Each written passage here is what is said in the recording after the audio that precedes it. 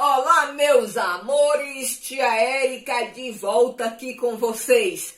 O nosso assunto de hoje vai ser longo também, sabe? Porque a gente vai continuar sobre a história da arte, vai pelo tempo. Não vai ter choro nem vela, não. Vamos ter que aprender como é que vocês vão saber as obras que eu mostrar no futuro se você não souber a história da arte. E deixa eu te dizer, eu prefiro essa aula no YouTube do que no Google Meet, porque no Google Meet vocês vão me ver falando, tal. Mas no YouTube você não só vai me ver explicando, mas você vai ver a imagem daquilo que eu estou explicando. Então associar a palavra à imagem é melhor para fixar na mente, tá? E se você tiver alguma dúvida, você manda no meu PV que eu explico. Então vamos lá. Tia Érica mandando brasa, vamos começar o módulo 2 da arte na história. A arte barroca. A pintura barroca é marcada pelo estilo religioso. A gente já tá vendo aí logo por essa imagem de Cristo, né? Mas também ela é marcada pela emoção. Mas não é qualquer emoção, é uma emoção ligada à fé, tá? Os barrocos tinham muito isso. As características da pintura barroca são contraste entre o claro e o escuro, contraste entre luz e sombra, contraste entre o céu e o inferno e valorização do movimento. Eu vou mostrar para vocês agora com as imagens das pinturas barrocas para vocês entenderem melhor, tá bom? Observe essa imagem barroca aí. Esses pontos marcados são os pontos claros, a roupa da mulher, o ombro do rapaz, esse aí outro que está acompanhando da moça. Já atrás é tudo escuro. Nessa outra a gente pode ver claramente a sombra e a luz, né, que está aí sendo marcado pelas setazinhas. Mas também a gente pode ver o claro e o escuro, tá? Essa é a característica da pintura barroca. Vamos analisar essa outra obra barroca aí. Olha, em cima nós podemos ver que é a representação do céu, né? Claro, com luzes. E aqui embaixo, o inferno. Eu trouxe aqui a pintura A Crucificação de São Pedro, do Caravaggio. Você pode ver aqui a luz em cima das personagens, aqui ao lado a questão das sombras, a motivação religiosa também, por ser São Pedro. Nós temos a ideia aqui também de movimento. Eles estão fazendo movimento para levantar São Pedro e fazê-lo ser crucificado. São Pedro não está aqui parado somente como uma imagem. Nós temos uma ideia de que um movimento está sendo feito. Também as personagens não aparecem tão no centro. A personagem mais centralizada que nós vimos é essa daqui. Já vimos a pintura e agora vamos para a arquitetura barroca. Vamos ver as características. Proporções incomuns e irregulares. Exagero.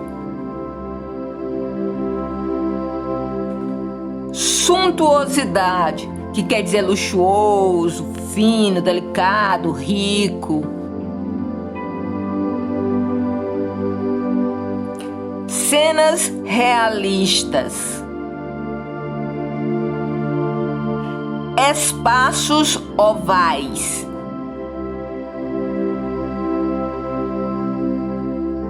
Exaltação de figuras essenciais para a fé católica, como no caso aí que a gente está vendo, Jesus Cristo.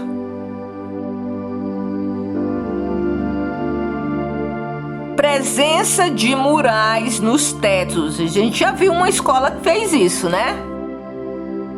Existência de abóbodas, que é essa construção arqueada em formato curvilíneo. Também arcos e colunas tortas. Uso do dourado. Ninguém percebeu. Sensação de grandeza. Não diga. Espaços centralizados. Cúpulas desenvolvidas. Cúpula é esse tipo de teto aí, gente, redondinho. Efeitos teatrais e cenográficos para aumentar a fé. Agora nós vamos para a escultura barroca. Vamos ver as características. A primeira, onipresença e dinamismo. Intensidade. A escultura barroca tem essa intensidade por causa daquela questão da emoção que eu já falei para vocês. Também eles fazem uma combinação de escultura com arquitetura. Eles fazem essa mistura. Os efeitos são extravagantes, com fortes curvas e decoração luxuosa. As expressões das esculturas barrocas são expressões teatrais. Eles usam as expressões para mostrar o sentimento. No barroco também havia evidência de violência e drama. Agora vamos falar sobre o teatro no barroco. Os temas das peças de teatro do barroco tornaram-se menos focadas em religião e mais focadas na interação ou descoberta da humanidade. O teatro barroco possuía um estilo incomum para a época. Muitas vezes era animado e considerado vulgar devido a projetos vistosos e efeitos especiais. As produções barrocas também serviam para informar o público sobre o comportamento social adequado, ou seja, elas ensinavam como as pessoas deveriam se comportar na sociedade. Agora nós vamos para a literatura barroca. A literatura barroca era cheia de antíteses. Antítese é uma figura de linguagem que fala de opostos, de contraste, como dia, noite, preto, branco, gordo, magro. Mas vamos lá. E também essa questão da antítese era por causa daquele pensamento do bem e do mal. Entre as características barrocas tinha o cultismo e o conceptismo, mas é muito complexo para eu explicar isso para vocês, além das outras características que tinha o barroco. Mas como aqui a gente está falando de arte, eu vou deixar essa parte para o professor de literatura de vocês, tá? Porque ela tomou um tempo bastante grande só a parte da literatura. Barroco fica aqui. Meus queridos, a gente encerra o barroco e começa um estilo chamado neoclassicismo. Coloca aqui embaixo. Neoclassicismo. Ou seja, já tá pegando a característica do classicismo que pegou lá da antiguidade clássica, da Grécia e da Romana. Tanto que esse movimento é chamado de arcadismo. Vou botar aqui para vocês. Arcadismo. Arcadismo vem de Árcade, que era um local numa ilha grega que os poetas ficavam lá com a beleza, com a natureza. Então, o Renascimento, o neoclassicismo e o arcadismo, as obras vão ser muito em torno da natureza. Mas não é uma natureza assim como a nossa, não. É uma natureza idealizada. É aquela natureza que a gente pensa que vai encontrar quando chegar no céu, tá? Não é o desmatamento, as coisas daqui, não. Então eles idealizavam e as grandes heroínas, os grandes heróis, eles eram camponeses, né? Viviam no campo.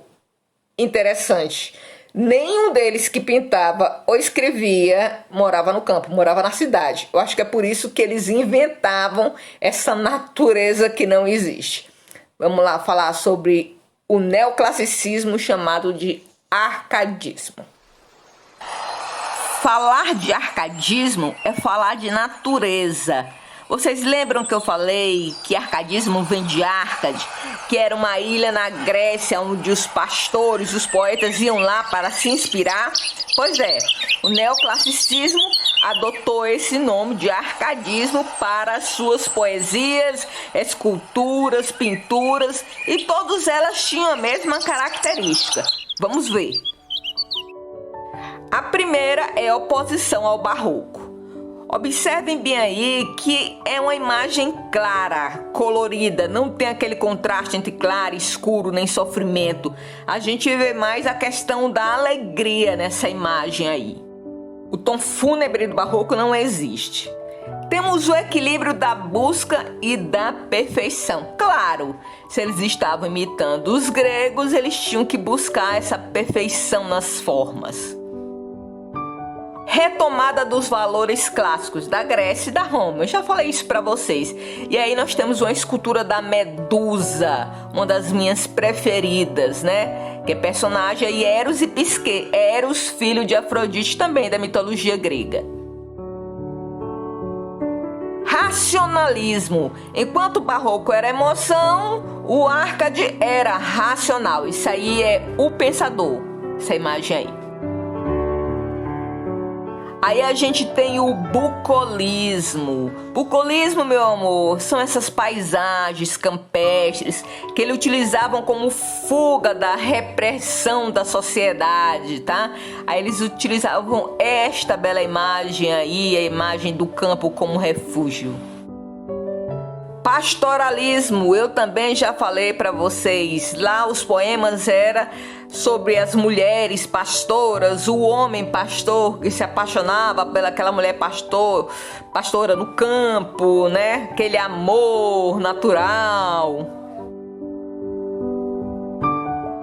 Idealização da mulher. A mulher tinha que ser perfeita, sem nenhum defeito. Pureza e ingenuidade humana. Olha só esse namoro, que lindo, que puro, que ingênuo, né? Vai balançar, namorada. Linguagem simples e objetiva, mas isso na literatura. Olá, meus amores, nós vamos continuar falando de arte, mas dessa vez vamos falar de amor. Pode subir, sobe, coração, sobe. Ai, sobe o coração vermelho, sobe o coração roxo. Aparece aí, coração voando, coração quebrado. Pode aparecer, bora. Todo tipo de coração. Nós vamos falar da arte no romantismo. Essa é impressionante porque romantismo não foi só uma forma de fazer arte, pintura, arquitetura, escultura, literatura. As pessoas viviam de acordo com as normas românticas. Como assim, tia Érica? Lá tinha que ter o ideal do cavaleirismo, o homem tem que ser sempre um cavaleiro, as mulheres eram damas cortejadas, tinha o ideal cristão aí metido no meio, e mais, o homem tinha que sofrer de amor. Eu vou contar uma história pra vocês vão dizer assim, tia Érica tá falando mal da vida alheia. E não tem nada a ver, mas tem a ver sim. Eu tinha um amigo na faculdade que eu digo que ele era romântico. Mas não é esse romântico de dar flores, de mandar poesias, não. Romântico, como eu disse para vocês, é uma forma de viver.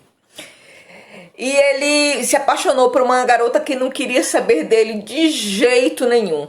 Então ele sofria. Tinha um dia que ele ia beber, olhando a garota ficar com outro do lado. Enquanto ela estava ali com outro, ele bebia e sofria. No dia seguinte, Lá vinha ele com poesias maravilhosas. Isso foi muito tempo. Depois ele se apaixonou por uma que começou até a namorar com ele. Mas não gostava dele, ele sabia disso, ela traía ele sofria.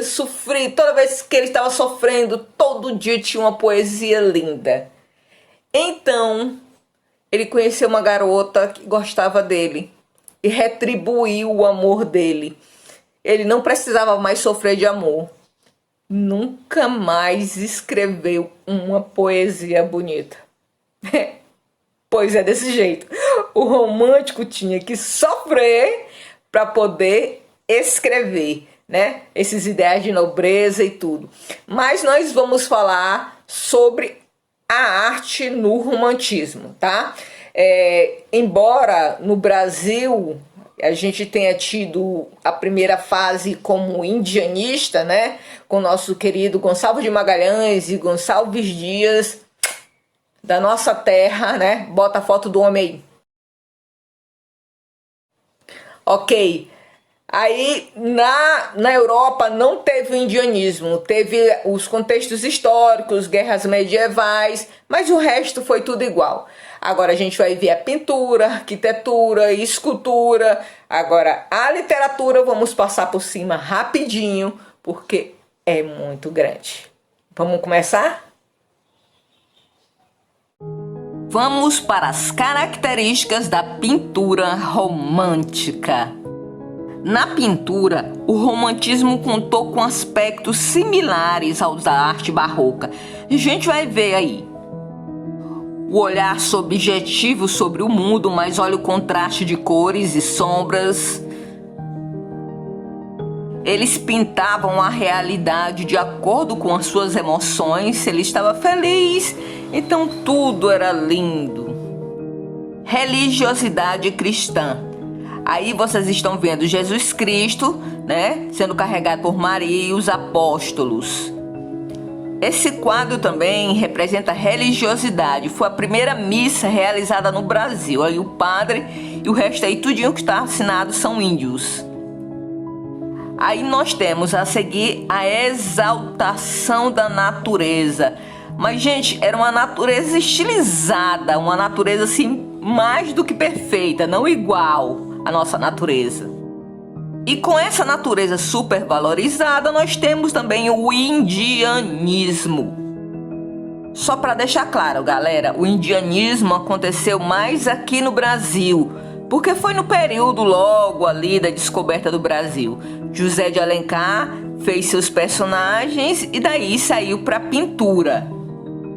Só que os nossos índios não tinham muita realidade.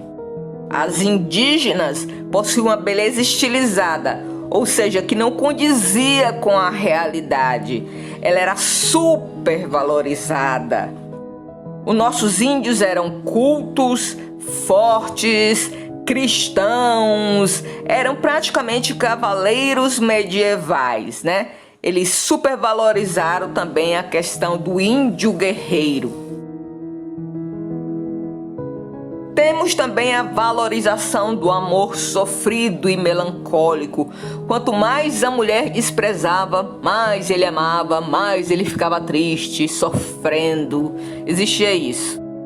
A idealização da mulher. A mulher era linda, a mulher era desejável, era como um anjo, delicada. Ele também tinha essa supervalorização da mulher, tanto na escrita quanto na pintura. Vamos ver o que a arquitetura romântica trouxe para nós. A primeira é a presença de ogiva. Não é ogiva nuclear não, gente. Ogivas são as nervuras transversais dos arcos. Você pode ver aí acompanhando a seta. Essa nervura aí dos arcos é que a gente chama de ogiva. Torre agulhada ou torre flecha. São essas arquiteturas em forma de agulha. Olha só a ponta desse prédio. Ó. Os outros são do mesmo tamanho e uma mais esticada. Aqui nós temos ele uma visão bem maior, para vocês verem como se assemelha a uma agulha. uma outra construção romântica com a torre e agulha. Eles também criaram a rosácea. Tá, não tem nada a ver com rosa, não. Rosácea é esse ornamento aí usado nas catedrais, né? A rosácea transmite, através da luz, da cor, o contato com a espiritualidade e a ascensão do sagrado. Realmente são muito bonitas. Trifólio. Trifólio vem de trevo. Você sabe o formato do trevo? Olha, esse aí é o formato de um trevo de 3 folhas, tá ok? Este aí também é um formato de trevo de 3 folhas. Mas como é que isso faz na decoração romântica? Olha aí. Nós temos as mesas, nós temos o aparato em forma de trifólio. As torres e os muros eram feitos de cimalha serrada, como nos castelos medievais. Cimalha, meus amores, para quem não sabe, é esse remate aí na parte superior, né, de uma parede. A gente conhece, né? Agora a gente tem bem aí, aqui nesse castelo, uma cimalha serrada. Ele é esse arremate para deixar mais bonito, tá? Aqui mais próximo, porque é que ele é chamado de cimalha, desculpe, serrada. Agora nós vamos para a escultura romântica. As características, vamos lá. A grande novidade da temática da escultura romântica foi a representação de animais de terras exóticas, realmente bem bonito. Também cenas de caça ou de lutas assim bem encarniçadas, né? Muito sangue. Mas os românticos não abandonaram as estátuas superdimensionadas de reis e dos grandes guerreiros. No romantismo, a temática religiosa não foi muito valorizada. E agora nós vamos para a literatura romântica. A primeira fase da literatura romântica. O medievalismo. Na Europa, eles produziram a literatura medieval, fazendo menção à honra dos cavaleiros, às grandes lutas, às grandes damas. Porém, como aqui no Brasil nós não tivemos essa fase medieval, ficamos com o indianismo. Vocês estão lembrados que eu falei para vocês, né? Só que o índio do Brasil, o índio que eles falavam é o índio idealizado. É aquele índio que tem os deveres. Olha, as índias belíssimas, como se fossem europeus. Os índios tinham ideais dos cavaleiros medievais, fortes, já tinham adotado a religião, já sabiam falar.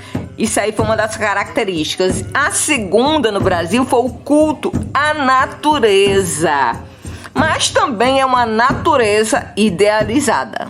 E agora a gente fala da segunda fase do romantismo, também conhecida por ultrarromantismo.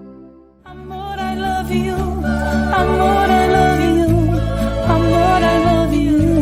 Amor, I love you. Amor, I love you. Amor, I love you. Amor, I love you. Amor, I love you. Essa foi a fase do amor impossível, daquele sofrimento pela mulher amada e aquela coisa não correspondida. O pessimismo que tomou conta de toda essa geração. O emocionalismo exagerado. A presença do tédio. Sem um amor, tudo é tédio. Aí vem o desejo de morte. caso o amor não se realize, e isso tudo é chamado de mal do século. Já a terceira e última fase do romantismo foi marcada pelos movimentos abolicionistas, pelos movimentos sociais e também pelas lutas políticas. Ahá, uhul! Essa arte é nossa! Ahá, uhul! Essa arte é nossa! Tia Érica, tá de novo com essa maquiagem maluca? O que foi isso? A maquiagem maluca é justamente para representar o que a gente vai ver agora, tá? Depois da Segunda Guerra Mundial, o homem ficou totalmente enlouquecido, sem saber se ia ter futuro, se não ia. Aconteceram depressões, demissões, locais destruídos, mas ao mesmo tempo as grandes cidades eram construídas. Então o mundo, de certa forma, ficou uma bagunça. Vou mostrar um pouquinho do que estava acontecendo no mundo depois da Segunda Guerra Mundial para vocês entenderem. Observe aí pessoas na imensa pobreza, mas também grandes cidades movimentadas, prédios sendo construídos, velocidade, o jornal, arranha-céus, barcos a vapor. Enquanto uns passavam fome, não tinham emprego, não tinham uma perspectiva de vida, né? Outros já estavam em melhor situação. Novamente, falando dos arranha-céus que eram construídos enquanto alguns eram despejados, então o mundo estava essa loucura. Foi daí que surgiu a vanguarda, ou melhor, as vanguardas artísticas europeias. O homem não sabia para onde ir.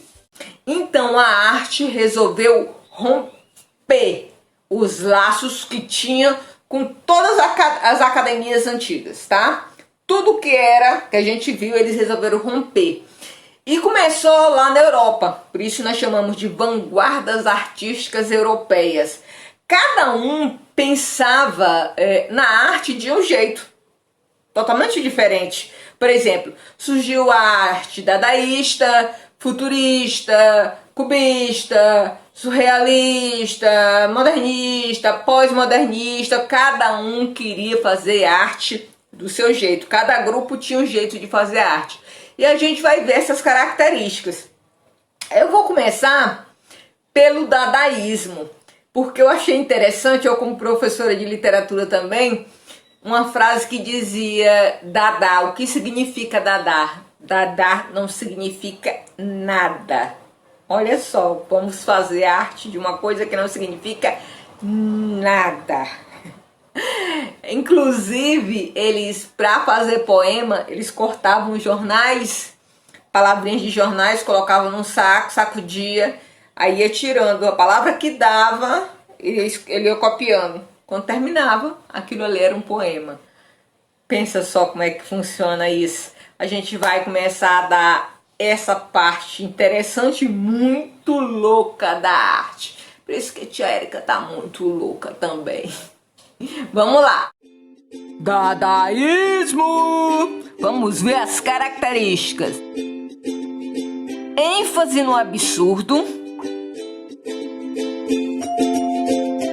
temas e conteúdos sem lógica, uso de vários formatos de expressão, como objetos do cotidiano, fotografias. Aí eles também misturavam os jornais, né? E daí fazia a arte dadaísta. Forte caráter pessimista e irônico. E isso principalmente com relação aos acontecimentos políticos do mundo. O dadaísmo, como eu falei para vocês, é essa loucura do nada com o nada. Isso aí é uma escultura dadaísta. Cubismo, Vamos falar do cubismo agora, minha gente. Mas antes, vocês sabem o que significam essas figuras aí, né? São as figuras geométricas. Vocês precisam conhecê-las para entender o cubismo.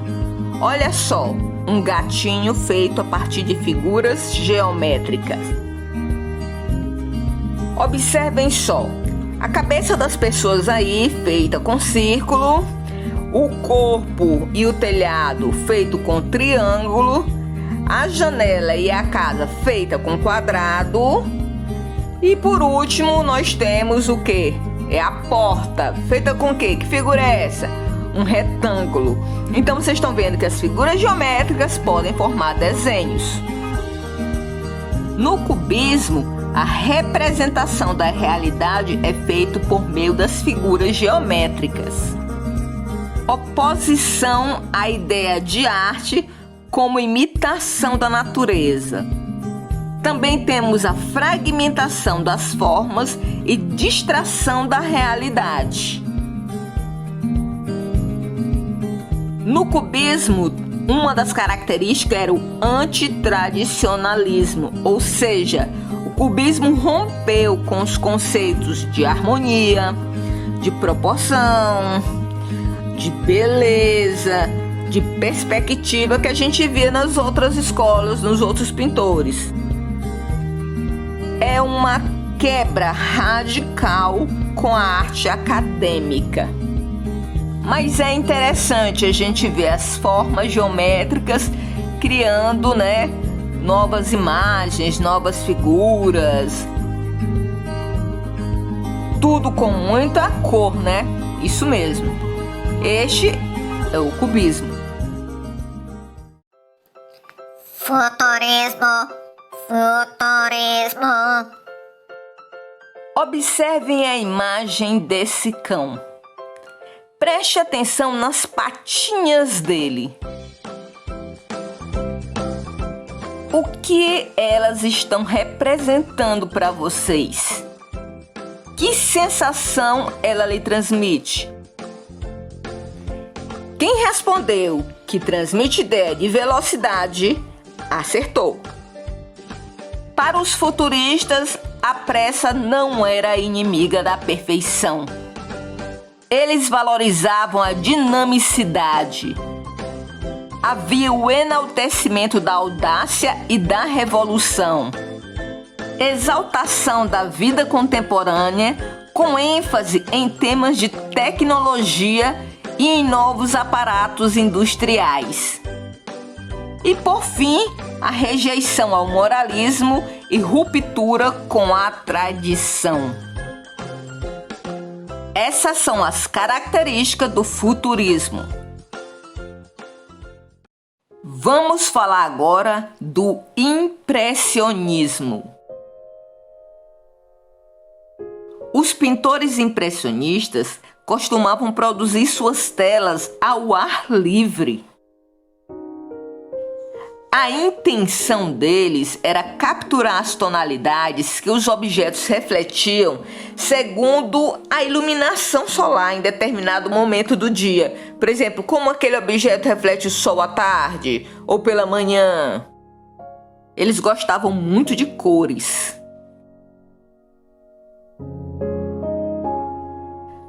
As características do impressionismo.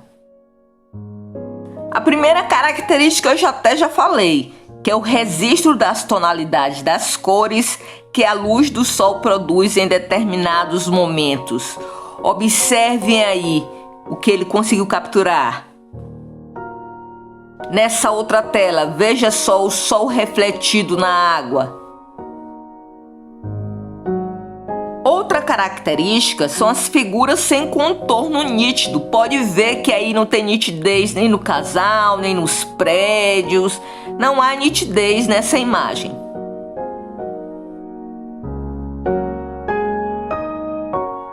Sombras luminosas e coloridas também era uma característica. Observe aí a gente apontando aí com as setinhas essas sombras luminosas. as misturas distintas diretamente na tela com pequenas pinceladas. Essa é obra de Van Gogh. Os pintores impressionistas procuravam uma expressão artística que estivesse focada nas impressões da realidade. Não era a realidade mesmo, não. Era só a impressão da realidade, em detrimento da razão, da emoção, daquilo que eles estavam sentindo na hora. Vamos conhecer algumas obras? Tcherka vai enrolar a língua aqui no francês. Essa pintura é chamada de Le Déjeuner sur l'herbe, de Edouard Monet, que significa almoço na relva. Lá vai a língua de novo. Le Déjeuner des Canotiers, de Pierre-Auguste Renoir, que significa almoço dos barqueiros.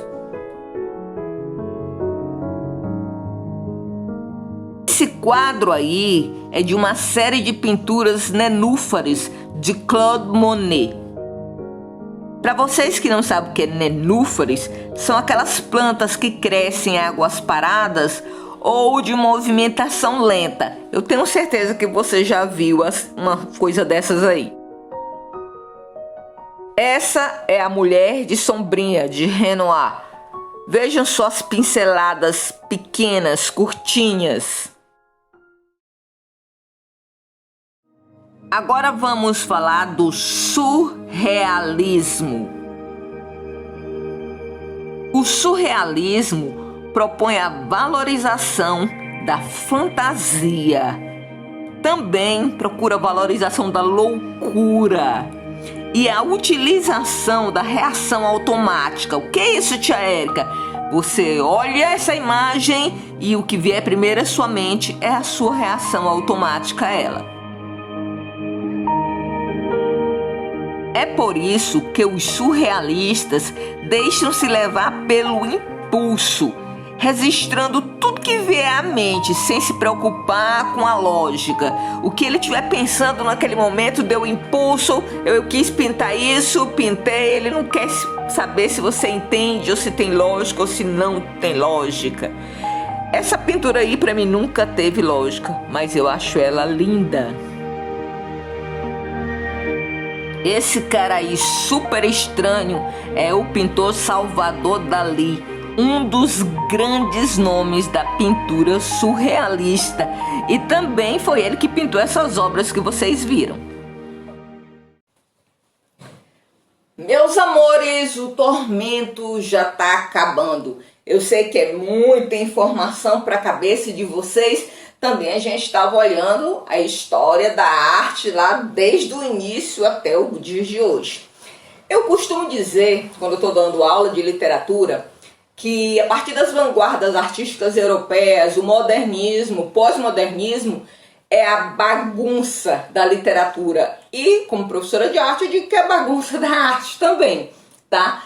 Porque a partir desse momento, tudo virou arte. A gente olhou as características do surrealismo, do cubismo, do impressionismo. A gente viu que tudo é assim, uma coisa meio sem nexo, né?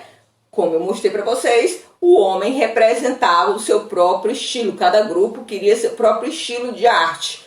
Só que eles também faziam o seguinte: uma das características do pós-modernismo é trabalhar com a questão, como eu estou trabalhando com vocês, a partir da mídia, usar a tecnologia. Eles podem também, se eles quiserem pegar uma obra, imitar uma obra de um pintor lá do classicismo, ou lá do arcadismo, ou do romantismo, eles podem fazer isso, tá? Porque a arte agora, ela é aberta.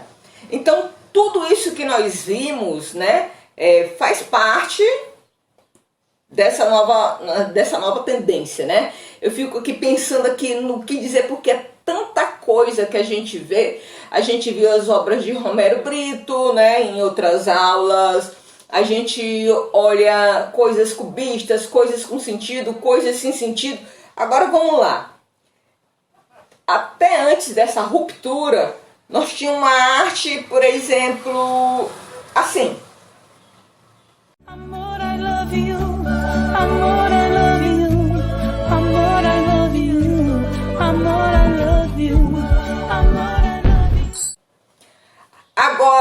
nós temos uma arte assim.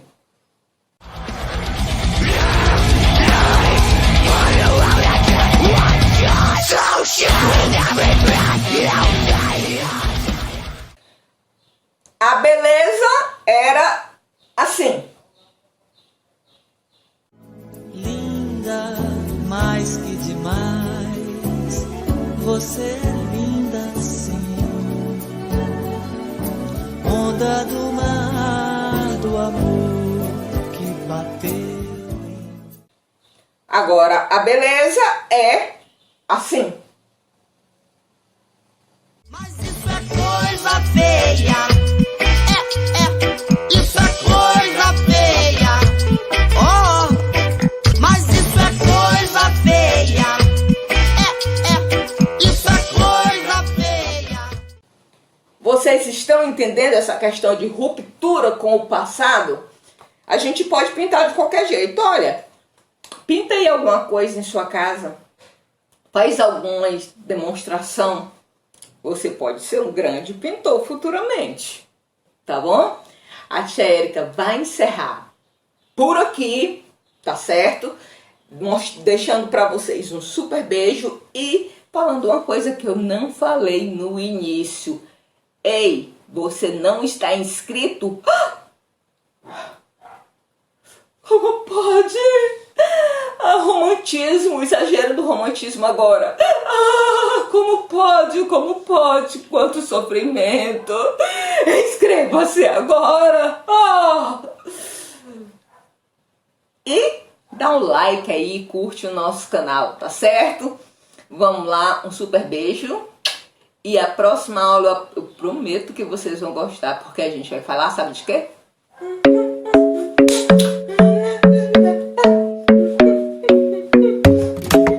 De dança! Beijo!